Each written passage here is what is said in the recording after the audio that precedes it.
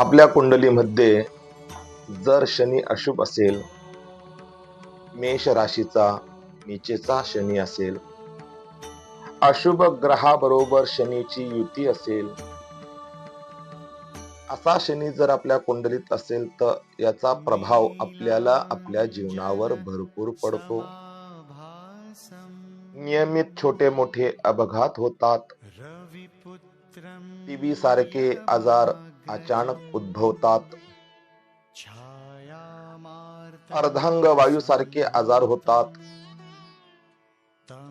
अचानक कोर्टामध्ये काहीतरी केस निर्माण होते आणि त्या केस पासून आपली मुक्तता लवकर होत नाही.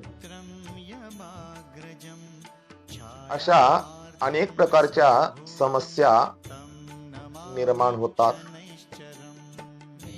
जर आपल्या कुंडलीमध्ये अशुभ शनी असेल तर त्याला आपण घरगुती उपासनेने शुभ करू शकतो. दर शनिवारी तुम्ही व्रत करा, उपवास करा. दर शनिवारी तुम्ही शनीला तेल व उडीद हे अर्पण करा. शनिवाराच्या दिवशी लोखंडी पाटी, काळा कपडा, लवंग, मीठ, तेल हे दान करा.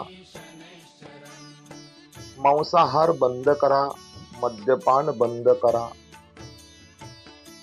जर तुम्ही असे घरगुती उपासना केली तर तुमच्या कुंडलीतला शनी अतिशय शुभ प्रभाव देऊ शकतो. श्रीराम, श्री राधे.